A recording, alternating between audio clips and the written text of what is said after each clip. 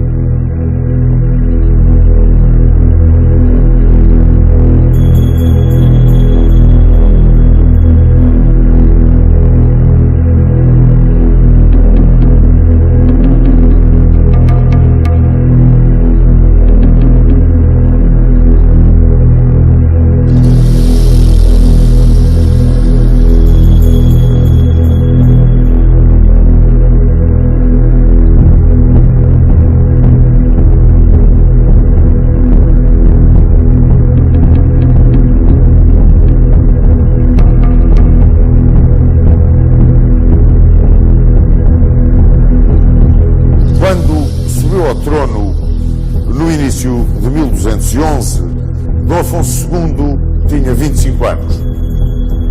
Era enfermiço, obeso, muito embora com um aspecto imponente, era um homem sem qualquer vocação militar, não tinha gosto nenhum pelas armas, mas em contrapartida tinha herdado de seu pai o gosto pela política interna, pelas lutas com o alto clero, pela centralização do poder real, pelo apoio do braço popular.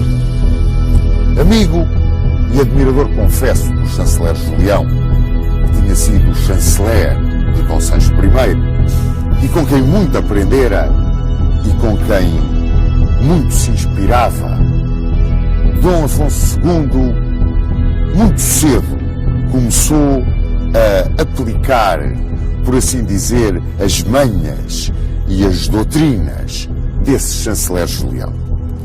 Assim, não é de estranhar que logo uns dias depois de ter subido ao trono se recusasse a cumprir o que tinha jurado em Alcobaça junto do pai moribundo quanto às heranças das irmãs e dos irmãos. Reunia logo de seguida cortes aqui em Coimbra. as primeiras historicamente comprovadas na história de Portugal. E nessas cortes, de uma forma manhosa, altamente política, preparou a cisão entre o alto clero e a nobreza. Por isso, teve falsas mostras de submissão, falsas simpatias para com o alto clero, por forma a conseguir isolar o seu primeiro objetivo, a grande nobreza terratenente, encabeçada, claro está, pelas suas irmãs e os seus irmãos. Mas, no entanto, mesmo nessas cortes de Coimbra, marcou o seu terreno com o alto clero. Assim, começou por dizer que ficavam muito limitadas as condições de aquisição de bens pela Igreja. E mais, e que muito embora continuassem dentro do campo jurídico de resolução dos prelados, os conflitos de caráter violento ou as faltas de caráter violento cometidas pelos clérigos e demais membros da instituição religiosa, todas aquelas que implicassem dinheiros ou bens passavam para a alçada secular. Estava-se a ver mesmo qual era a ideia de Dom Afonso II. E essa ideia foi perfeitamente captada pelo arcebispo de Braga, Dom Estevão Soares da Silva, que logo aqui nas cortes de Coimbra levantou a voz contra aquilo que Dom Afonso II se propunha fazer. Bom, depois dessas cortes, a guerra com a nobreza foi imediatamente declarada. A guerra com a alta nobreza era um facto evidente. E Dom Afonso II tentou imediatamente desapossar as suas irmãs das terras. E a primeira escolhida foi Dona Teresa. E pretendeu desapossá-la de Montemoro Velho e Esgueira. Dona Teresa apelou para o Papa Inocêncio III. E Inocêncio III encarregou os bispos de Compostela, da Guarda e de Lisboa de serem os procuradores e defensores da infanta na questão com o rei. E, ao mesmo tempo, encarregou os bispos de Zamora e Astorga de serem os procuradores das outras duas infantas, Dona Mafalda e Dona Sancha, numa questão que já se avizinhava e que estava perfeitamente desenhada. Perante isto, Dom Afonso II enfureceu-se. Ele tinha fúrias horríveis e sacudiu os irmãos da corte. Dom Pedro foi procurar asilo em Urgel, onde o encontrou. Dom Fernando, na Flandres, junto de sua tia, Dona Matilde, onde também o encontrou e onde se bateu muito bem às ordens do Conde da Flandres, sendo até aprisionado na célebre Batalha de Bovinos. E o bastardo Martim Sanches, que era o melhor guerreiro de todos os descendentes diretos de Dom Sancho I, o melhor guerreiro, o melhor chefe militar, aquele que tinha herdado tudo do avô. Esse foi procurar refúgio na corte de Afonso IX de Leão, que, apreciando-o muito, imediatamente lhe deu comandos de tropas e terras. Bom, Dom Afonso II ficava face a face com as irmãs, porque essas não procuraram asilo nem fugiram de Portugal. Refugiaram-se, sim, nas suas praças fortes. E então, para resolver a questão, Dom Afonso II apelou ao direito visigótico. E dizia ao direito visigótico que de um rei só podia herdar o seu primogênito ou sucessor, mais ninguém. E que os bens que o doador dispunha para as suas doações eram só aqueles que tinha adquirido antes de ter sido aclamado. Isto destruía completamente as disposições que, num momento de fraqueza, Dom Sancho I tinha tido, e que não foram mais do que o esfacelar de toda a propriedade régia através das doações de vilas, castelos, terras que tinham deixado o seu sucessor Dom Afonso II numa gravíssima situação. Portugal, praticamente, estava na posse da alta nobreza, do alto clero. O rei pouco ou nada tinha. Bom, para poder materializar a sua política, Dom Afonso II preparou-se para invadir as terras das irmãs, mas precisava de um pretexto válido. E esse pretexto surgiu quando Dona Mafalda doou aos hospitalários a sua cotada de bolsas. Começava ela, portanto, a desprender-se dos seus próprios bens. Podia aliená-los. Aliás, isso constava, como bem se lembram, do que Dom Sancho tinha determinado no seu testamento. Imediatamente, Dom Afonso II, com os seus homens de armas, mandou invadir a cotada de bolsas. E a seguir às terras vieram os castelos. Mas aí as coisas complicaram-se. Quando foi do início da luta entre a coroa e a alta nobreza, alguns ricos homens portugueses foram com Martim Sanches a refugiar-se em Leão. Quando se começou a desenhar a tentativa de ocupação dos castelos da herança das infantas, esses ricos homens que estavam em Leão vieram apoiar as infantas. E nisso foram seguidos, praticamente em peso, por toda a alta nobreza que tinha ficado em Portugal. E a guerra entre a alta nobreza, apoiando as infantas, e o rei, que queria desapossar as infantas da sua herança, estava declarada. Foi nesta altura que Afonso VIII de Castela reacende a Guerra da Reconquista, que estava quase suspensa desde as tréguas de 1198. Era o novo emir de Marrocos, o Anazir, o homem que acabava de pregar a Guerra Santa por toda a Mauritânia e se preparava para vir invadir a península, cruzando o estreito. Afonso VIII imediatamente pediu a coligação de todos os reis cristãos da península.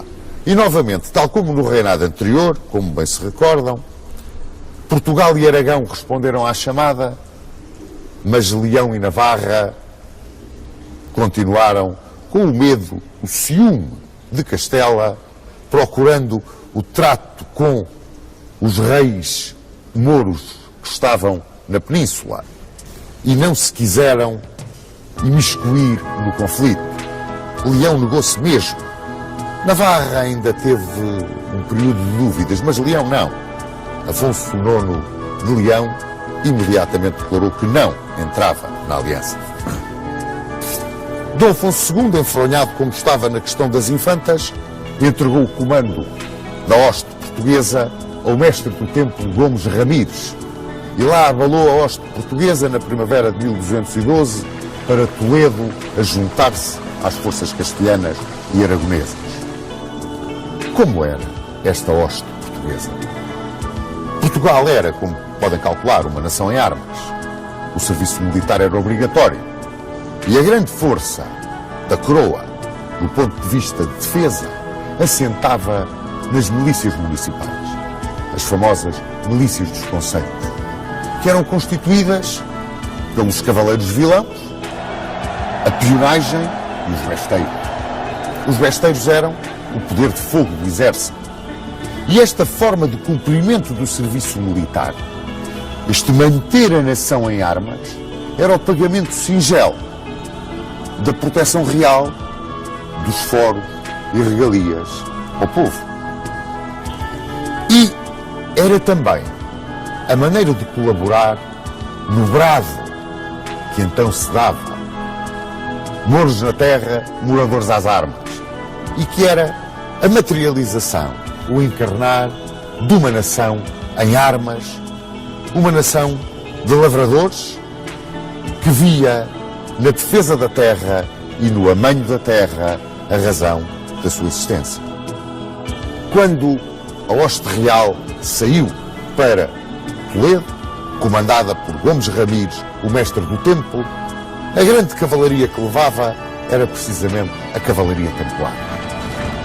Portanto, as milícias dos concelhos e a cavalaria templária constituíam essa hoste, que foi a nossa colaboração para a defesa da península.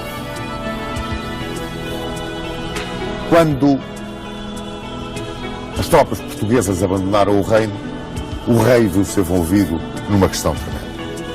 Ele seguia, como já podem calcular, a política de ocupar primeiro e discutir depois os direitos. E fez isso com as irmãs. Entrou-lhes nas terras para discutir depois os direitos. É claro, a tal nobreza que estava em Leão invadiu Portugal dando voz pelas infantas e mais. Quando o rei, que não tinha forças suficientes para suportar aquela invasão, quis ir ao encontro das infantas com uma solução diplomática, sempre a manha vinha do seu grande conselheiro inicial de reinado, o chanceler Julião. Quando não tens força para vencer o teu inimigo, procura acalmá-lo. Ele pretendeu acalmar a questão, viu-se apertado pela entrada de gente armada em Portugal, mas essa gente armada não só não quis parlamentar com ele, como aclamou Afonso IX de Leão. E Afonso IX de Leão foi aclamado de norte a sul pela grande nobreza. E ele, Afonso IX, entrou no Minho e ocupou vários castelos. Saiu-lhe ao encontro num desespero o pouco que havia aqui em Portugal de forças e travou-se uma batalha em Arcos de Valdez. E essa batalha foi-nos desfavorável. O exército leonês venceu. E Portugal viu-se numa situação desesperada.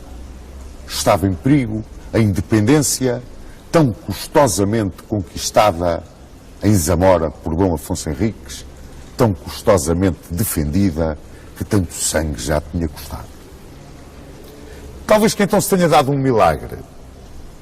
16 de julho de 1212, nas Navas de Tolosa, os exércitos cristãos derrotam de uma forma total o exército do Anazir. E nessa grande vitória cristã das Navas de Tolosa destaca-se, acima de tudo, a cavalaria templária de Gomes Ramires e a peonagem dos municípios portugueses. E Afonso VIII, em agradecimento pela colaboração decisiva dos portugueses para essa vitória que salvou a cristandade peninsular, decidiu vir com o seu exército atacar Leão e obrigá-lo às pazes com Portugal, em socorro de Afonso II. E assim foi. Afonso IX, pode-se dizer que se apavorou. Os leoneses retiraram imediatamente de Portugal, aceitaram todas as condições de paz, entregaram todas as terras e castelos e mais que fosse, tinham a cristandade peninsular junta contra eles, e liberto da pressão do vizinho, soara agora para Dom Afonso II a hora de ajustar as contas.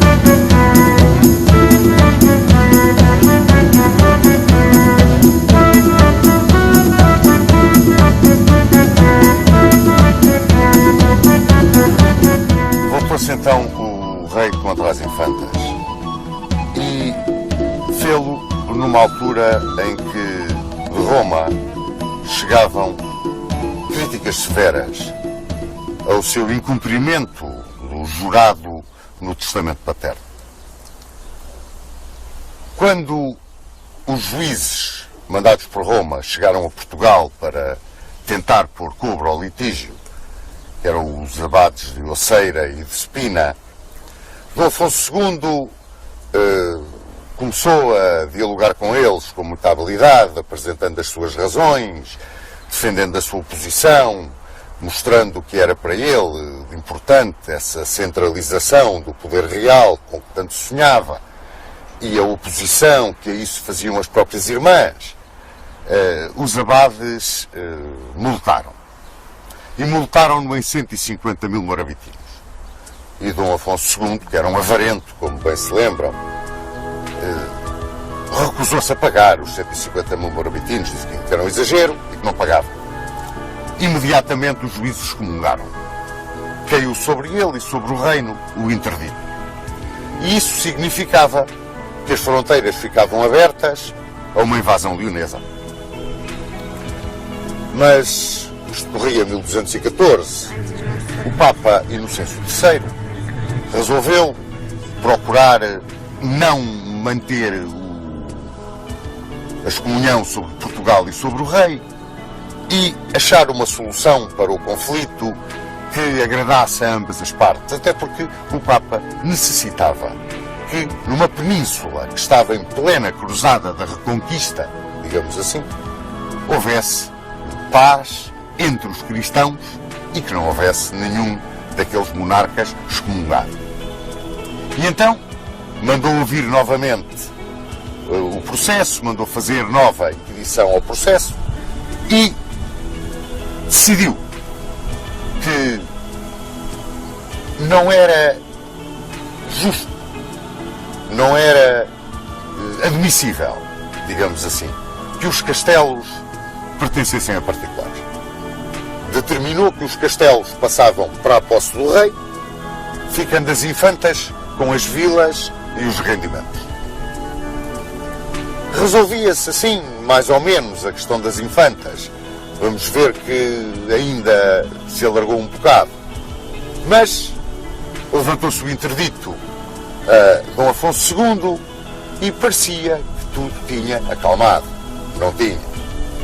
Em 1216, o rei lança-se numa luta frontal contra o clero e contra a nobreza. E lança-se numa luta frontal, determinando a execução de confirmações gerais. Aqui, em 1220, seguiram as inquirições. Estas confirmações e as inquirições eram ações administrativas para procurar pôr cobro aos abusos que o clero, a nobreza e até os conselhos faziam com a posse indevida de terras e bens que pertenciam à coroa. Estas confirmações, que havia vários tipos de confirmações. Eram as confirmações genéricas, onde não era especificado aquilo que se ia confirmar, as confirmações por sucessão, que sucediam por morte do donatário ou do anfiteuta, e as confirmações de rei a rei, que sucediam sempre quando um monarca sucedia a outro, e as confirmações gerais, aquelas que o rei mandava fazer quando muito bem entendido. Não eram muito habituais até ao reinado de Dom Afonso II. No entanto, a partir dele, começaram a fazer-se com uma certa frequência. E estas confirmações eram feitas fundamentalmente através dos documentos de doação. Portanto, perante uma determinada terra doada ou reclamada como doada, o donatário tinha que apresentar, para ser confirmada essa doação, o documento onde essa doação estava expressa e tinha que confirmar também que cumpria o articulado da doação. Normalmente, no que diz respeito ao pagamento de rendas do produto da terra, rendas que ele tinha de pagar à coroa e que vinham especificadas no documento da doação. As inquirições, que eram feitas por um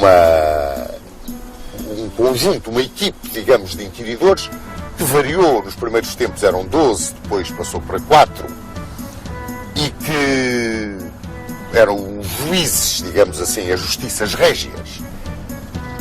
Esses iam perguntar a pessoas dos lugares que estavam englobados na doação se cumpria o que estava determinado na concessão da terra, sobretudo no que diz respeito ao comportamento perante a coroa. É claro que estas inquirições e até as confirmações, mas as inquirições eram uma prova do poder real. Quer dizer, eram um sinal exterior do poder do rei. Porque eram feitas, muitas vezes, sob cotos. Ou seja, terras que estavam vedadas ao acesso dos funcionários régios. Esses cotos, na altura de Dom Afonso II, foram, não direi invadidos, mas os funcionários régios foram lá fazer os inquéritos junto dos moradores. É curioso que estas medidas não agravavam só o clero e a nobreza, agravavam também os concelhos. Porque os concelhos, sobretudo aqueles concelhos limítrofes na zona de fronteira, também às vezes iam buscar o seu bocado de terreno à propriedade da coroa. Era sobretudo tirado nos reguengos, os reguengos que eram terrenos que pertenciam ao rei na altura da Reconquista, quando os mouros abandonavam determinado território, esse território passava para o rei, para a posse do rei. Umas vezes era doado através da concessão de forais, na política de povoamento que vimos com Dom Sancho I, mas outras vezes não eram doados, não havia forais, aquilo pertencia à coroa. E os concelhos às vezes iam lá buscar o seu bocado de terra. E como se lembram, havia aquele grito, mouros na terra, moradores às armas, que significava que a terra que era arroteada era aquela que era defendida. E as populações sentiam aquela terra como sua. Se chegavam os funcionários régios e lhes queriam tirar a terra porque não havia documento justificativo de que aquela terra era do concelho, os moradores não ficavam grandemente satisfeitos. E isso atuou um bocado como elemento isolador de Dom Afonso II. Ele ficou isolado da nobreza, do clero e das próprias populações dos concelhos.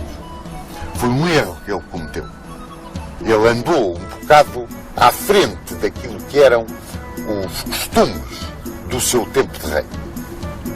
Entrava 1217 e em Santa Cruz de Coimbra começava-se a ouvir falar de Fernando de Bulhões. Fernando de Bulhões, que ali professara, que estava a trabalhar nas enfermarias, que tratava dos pregadores, dos franciscanos que passavam por Santa Cruz e que, de tal forma, se entusiasmou com a vivência, com a filosofia, com o carisma dos frades menores, que seguiu com eles para Marrocos, tornou-se amigo de São Francisco de Assis, foi um extraordinário pregador, foi um homem de uma vida exemplar, um homem que encheu de prestígio e de glória o nome de Portugal e da cidade de Lisboa, onde tinha nascido e onde é tão celebrado e festejado, talvez de uma forma que não tem absolutamente nada a ver com aquilo que ele foi e que é o nosso Santo António de Lisboa. Morreu em Pádua em 1231 e pouco depois foi canonizado pela Igreja. Foi um caso de canonização extremamente rápida. Tais foram os milagres que lhe foram atribuídos.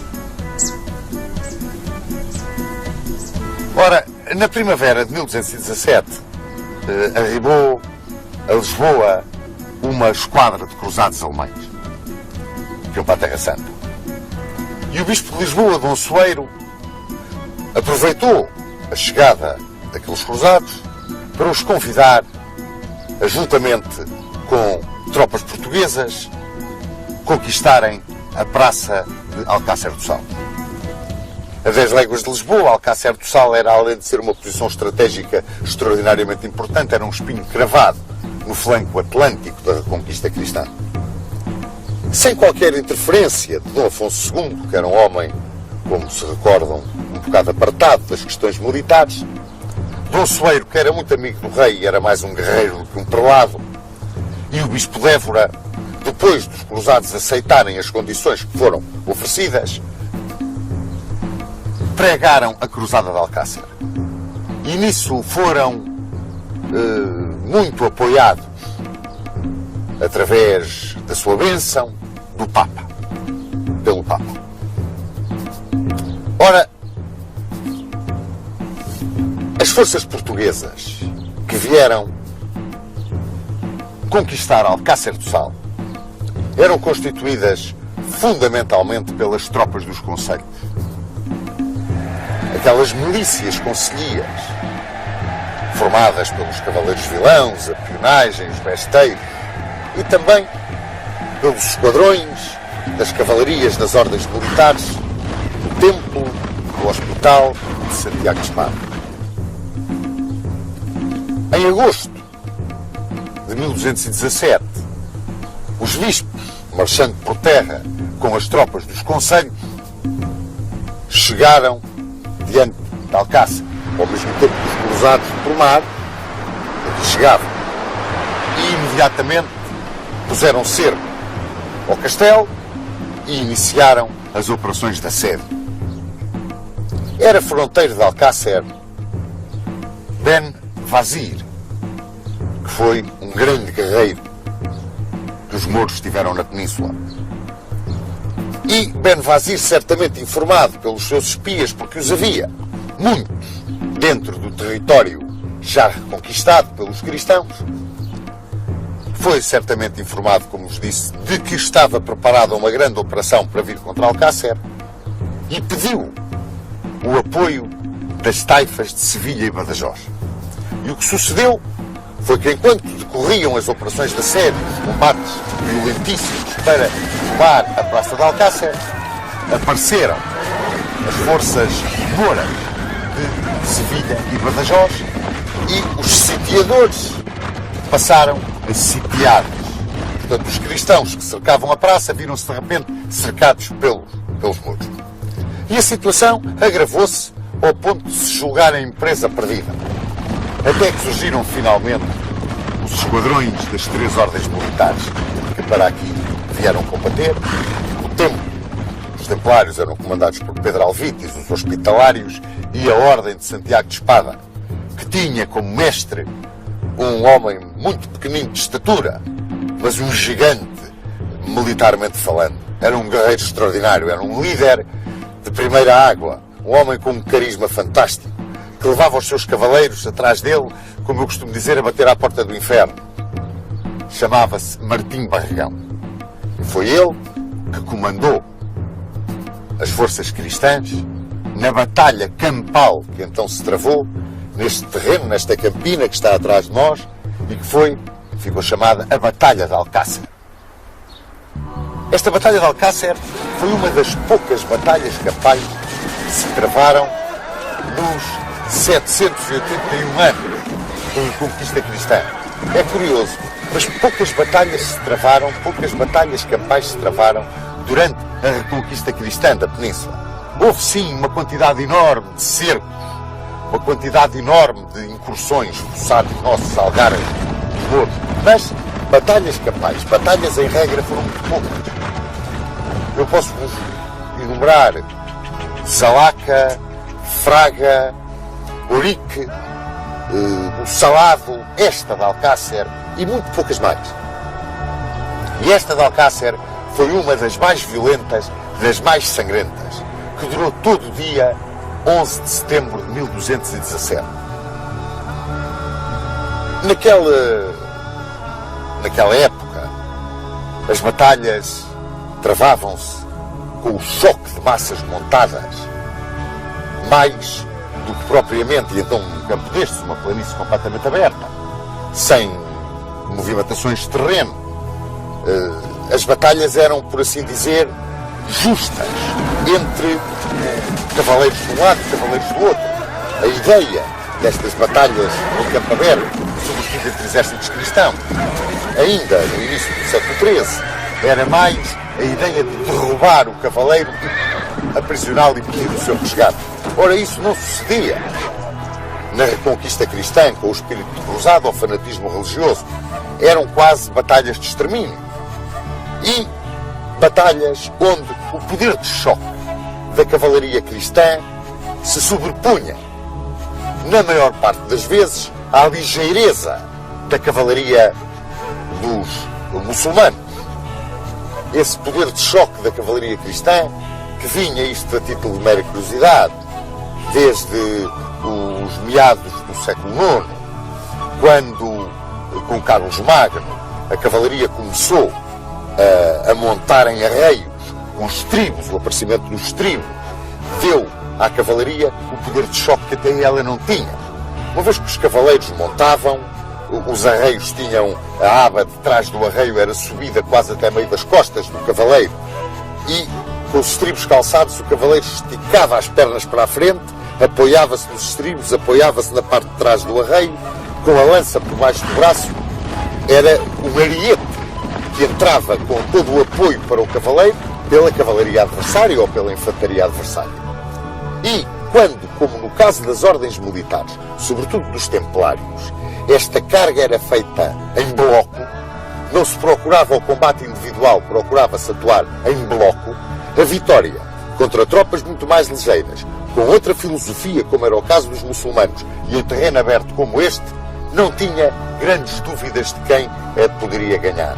Muito embora, e aqui também convém ressalvar, em duas das grandes batalhas campais que se deram na Reconquista, que foi Zalaca e Alarcos, a vitória coube precisamente aos muçulmanos.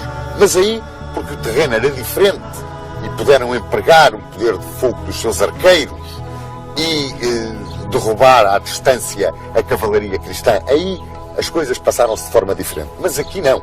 Aqui foi um combate puro de cavalarias em campo aberto, nesta Batalha de Alcácer. Terminou, como vos disse, com a vitória dos cristãos, admiravelmente conduzidos na batalha pelo mestre de Santiago de Espada, Martim Barregão. E ao ponto da vitória se deveu a Martim Barregão, que depois a Ordem de Santiago de Espada recebeu Alcácer do Sal como sua casa principal, como a sua sede, digamos, em território português. Passou para aqui a sua casa principal.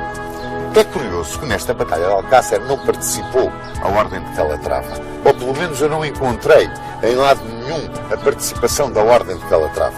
E perguntei também, não me souberam explicar muito bem porquê. Se participou e eu não a enumerei, que me desculpem os cavaleiros de Calatrava, mas a verdade é que eu não encontrei. E acho estranho não vir, digamos, na ordem de batalha, a cavalaria de Calatrava. Esta cavalaria de Calatrava era muito querida por Dom Afonso II. Eles eram chamados em Portugal os freiros de Évora, porque a casa-mãe deles era em Évora. E foi-lhes atribuída como casa-mãe a Viz. E, muito pouco tempo depois, passaram a ser conhecidos pela Ordem da Viz. Portanto, a nossa Ordem da Viz era a Ordem de Calatrava. Em 1218, chegava a Portugal talvez a grande vitória diplomática do reinado de Dom Afonso II. O Papa Honório III mandava-nos uma bula, Manifestos Probatos, tinha o mesmo nome da bula de 1179, que reconhecia a realeza de Dom Afonso Henriques e dos seus sucessores e a posse das terras conquistadas. Esta bula de 1218 era uma bula de afirmação de todos os privilégios que a Santa Sé tinha concedido a Portugal e da sua proteção. O que, estranhamente, está em contradição com a política de centralização do poder real e a política de centralização do poder real feita com o ataque frontal ao clero, que foi uma constante no reinado de Dom Afonso II.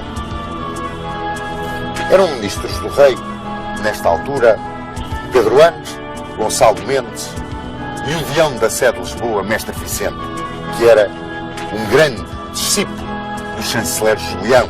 Com certeza lembram-se do chanceler Julião, o homem que Dom Afonso II tanto admirava e tinha sido o chanceler de seu pai, de Dom Sancho I. E foi precisamente por causa deste Mestre Vicente que Dom Afonso II travou com o poder do clero o mais agudo de todos os conflitos do seu reinado.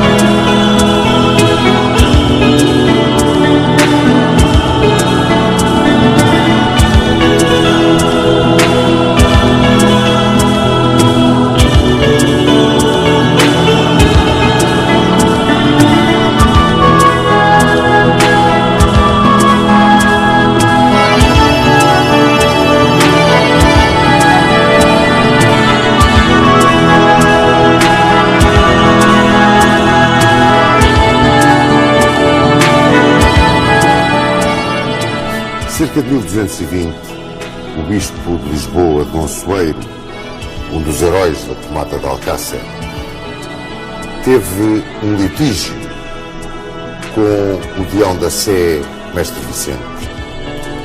E Dom Afonso II favoreceu o Mestre Vicente nesta questão.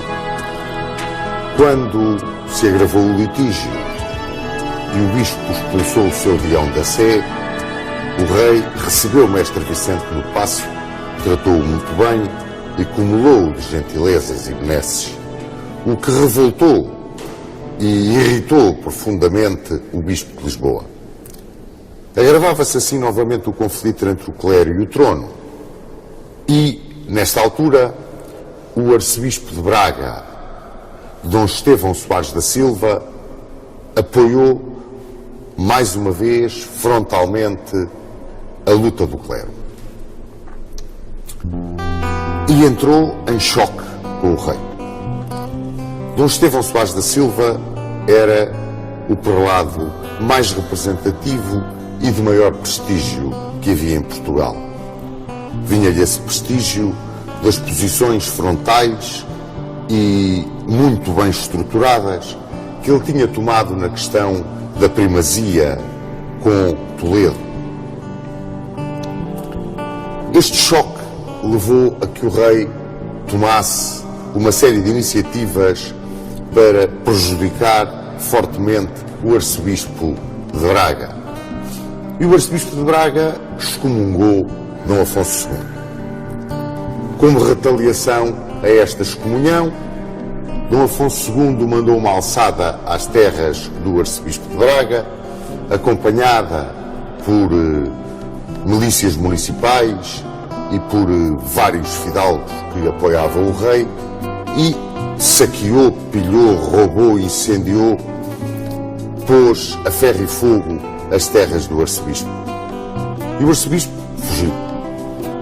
Fugiu e foi-se refugiar junto do Papa Honório III, reclamando das injustiças e das perseguições do rei. E Honório III encarregou os bispos de Tui, Placência e Astorga de trazerem à razão Dom Afonso II e fazerem-no devolver e indemnizar o arcebispo de Braga, devolver as terras e indemnizá-lo. Dom Afonso II não ligou a isso e continuou com a sua política.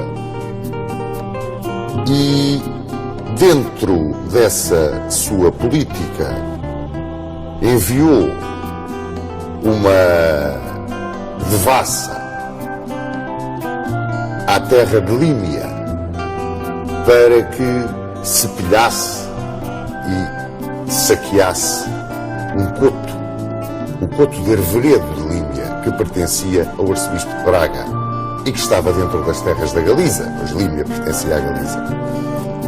Era fronteiro da Galiza o bastardo real Martim Sanches, bastardo de Dom Sancho I, meio-irmão, portanto, de Dom Afonso II, com quem não se dava nada bem. Tinha um ódio muito grande entre os dois. E era fronteiro de Límia e de Toronho. Ele tinha-se refugiado no Reino de Leão e Afonso IX gostava muito dele. Achava que ele era um grande guerreiro, um grande capitão. E realmente depois ilustrou-se na Batalha de Terrada contra os mouros. E Martim Sanches só estava à espera de uma oportunidade para vir ajustar contas com o irmão a Portugal. E essa oportunidade surgiu quando o coto de Arveredo, que tinha sido doado por Afonso IX ao arcebispo de Braga, foi assaltado e saqueado pelas milícias municipais e pelos senhores de Dom Afonso II na sua perseguição ao arcebispo. E Martim Sanches entrou em Portugal, foi direito a Ponte de Lima. Dom Afonso II levantou as milícias municipais e foi contra ele. Quando chegou a Santo Tirso, retirou para Gaia e entregou o comando das suas forças a 3 senhores. Quando a milícia portuguesa, a milícia municipal, focou contra as forças de Martim Sanches em Barcelos, foram derrotados. As forças reais retiraram-se sobre Braga, foram derrotados novamente. E retiraram sobre Guimarães e novamente derrotados, viram-se cercados por Martim Sanches no castelo de Guimarães. Foi nesta altura que Afonso IX de Leão invadiu Portugal por Trás-os-Montes e tomou Chaves sem resistência. O norte do país estava a ferro e fogo. E quando Martim Sanches e Afonso IX de Leão retiraram do norte do país carregados de despojos, Chaves ficou ocupado como um penhor, uma garantia dos direitos das infantas que voltavam a reclamar junto do Papa Honório III, como muito bem se recorda.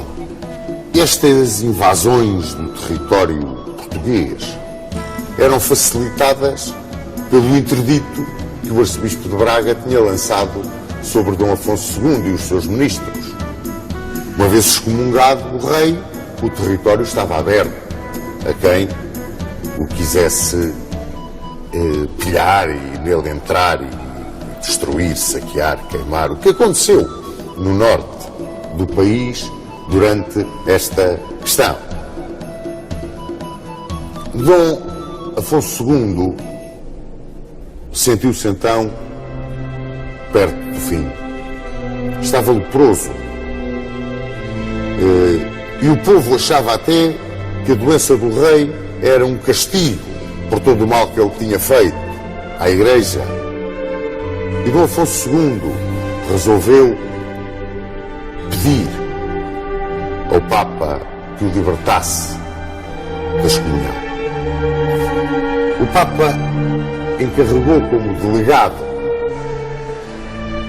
junto de Dom Afonso II para tratar do levantamento da excomunhão Dom Soeiro Gomes, que era o prior dos dominicanos. Desde 1212 que a infanta Dona Sancha tinha dado Monte Junto a Soeiro Gomes, que veio para Portugal para aqui instituir a Ordem de São Domingos. Ele que era um admirador um seguidor de São Domingos de Gusmão. Foi um extraordinário pregador, ele que tinha sido um grande guerreiro. E quando veio para Portugal, aparecia roto, pobre, a pregar a concórdia e a paz, numa altura em que os membros da Igreja apareciam poderosos, carregados de ouro, recebendo os impostos. E o povo adorou-o e chamou-lhe santo. E ele tinha um prestígio extraordinário, tão grande, que o bispo de Coimbra o deixou pregar na sua diocese e regular, mais regular, todo o comportamento do clero dentro da sua diocese.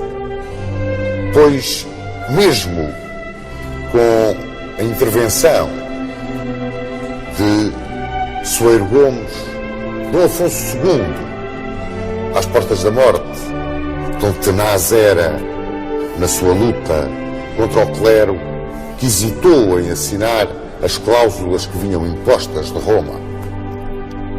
E essas cláusulas visavam muito as razões apresentadas pelo arcebispo de Braga para a sua revolta contra a coroa e que estavam intimamente ligadas às decisões das Cortes de Coimbra em 1212, sobretudo aquelas que visavam a aquisição e as heranças dos bens da Igreja e a intervenção da justiça secular nos assuntos do clero. Isso depois iria ser resolvido no reinado seguinte, mas mesmo excomungado, esses pontos e a restituição dos bens ao arcebispo, isso é que para o rei era uma coisa que o atormentava. Quando em Coimbra, em 1223, 25 de março,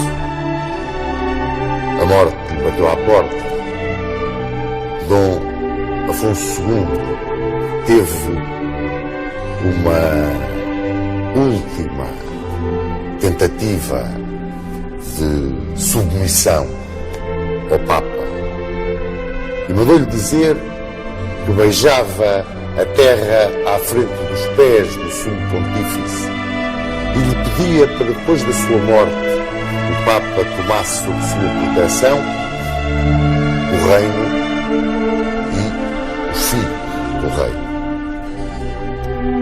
que eram Dom Sancho, Dom Afonso, Dom Fernando, a quem chamaram o Infante Serpa, e Dona Leonor, que tinha casado com Valdemar da Dinamarca. Dom Afonso II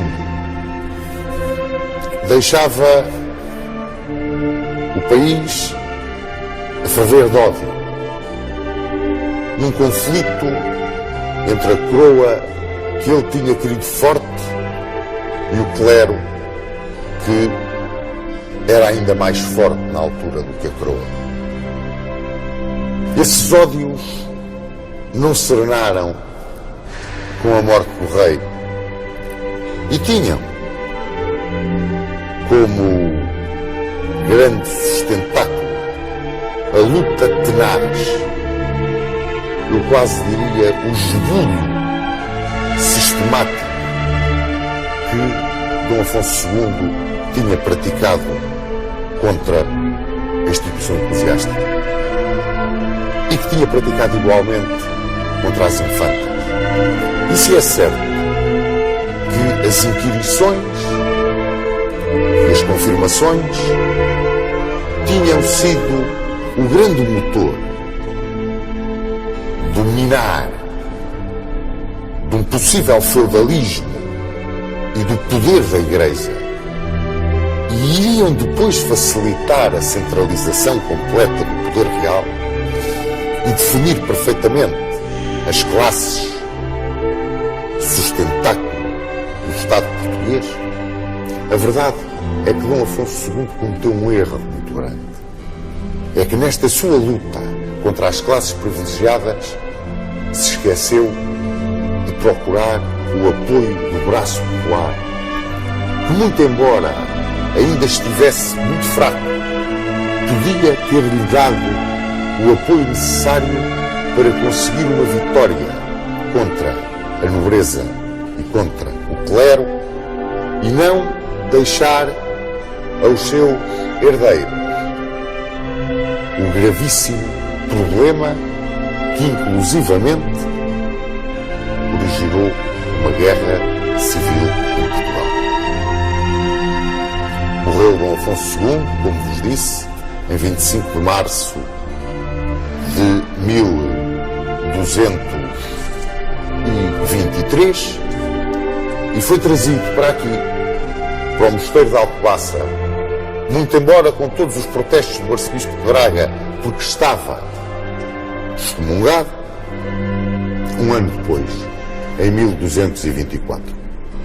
Dizem que o levantamento da excomunhão já vinha a caminho do reino quando o rei faleceu. Bem ou mal, na sua consciência, chegando ou não chegando esse levantamento da excomunhão, Dom Afonso II, quando morreu, para ele, estava excomungado. Não tinha dobrado perante as exigências do Papa e perante as exigências do arcebispo de Braga. Se foi ou não um grande rei, a história terá de fazer sempre um julgamento que passa pelas circunstâncias da época e pela vontade que Dom Afonso II teve de centralizar e engrandecer o poder da coroa.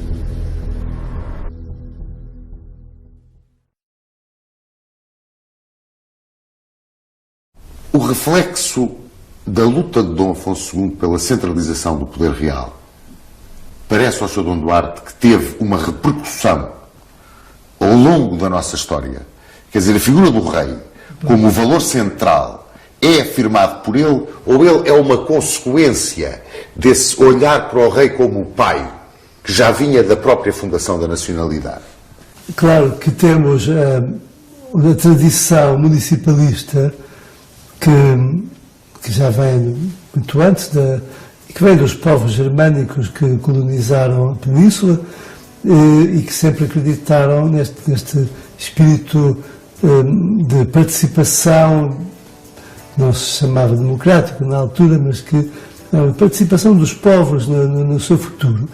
E, por outro lado, há a tradição europeia da França e de grandes partes da área da Europa que estava em pleno espírito feudal e de onde a Europa tinha muito mais circulação de ideias na época do que se pensa. Não só viajava-se muito, os próprios príncipes viajaram, como também havia casamentos, enfim, e havia, portanto, a ideia de que se na Europa, no centro da Europa, os senhores feudais tinham uma grande independência em relação ao poder do rei, que isso era perfeitamente normal e devia se aplicar também em Portugal. Só que os reis achavam que isto era um entrave à justiça, um entrave ao progresso e que acabava por ser prejudicial ao país. Sobretudo, ainda tínhamos a ameaça militar forte do Islão, que podia, a cada altura, voltar a conquistar as terras libertadas. Portanto, era importante que os senhores tivessem os seus exércitos, tivessem as suas tropas, mas era muito importante também que os municípios desenvolvessem cada vez mais o seu espírito de coesão e de autodefesa face a um ataque inimigo que podia surgir em qualquer altura. É aquela frase célebre que se dizia no reinado de Dom Afonso II, moros na terra, moradores às armas, que é a base, na minha opinião, da nação em armas, que Portugal sempre foi. Mas, na sua luta, Dom Afonso II, até certo ponto, desafiou a Igreja. Desafiou a Igreja. Sim, claro, mas isso, evidentemente, porque dentro do espírito da família real, de que desde o começo da nacionalidade, a Igreja desde Dom Afonso Henriques, também teve grandes problemas com a Igreja. Não é? Por um lado, utilizou-se da proteção dos Papas para garantir a sua soberania, mas, por outro lado, também teve fricções várias graves. Não é? A Igreja, teoricamente, na Idade Média, chegou a ter um papel extraordinariamente importante de paz, de harmonia e de construção da Europa. Não há dúvida que a Europa foi construída pela Igreja. Depois da queda do Império Romano, enfim, foi a Igreja que recuperou a Europa. Só que, de facto, os interesses dos portugueses, em várias alturas, estiveram em contradição com aquilo que a Igreja achava que era preferível e portanto, os reis tomaram sempre a posição dos interesses portugueses contra, às vezes, contra a visão que a Igreja tinha do que é que devia ser a Europa.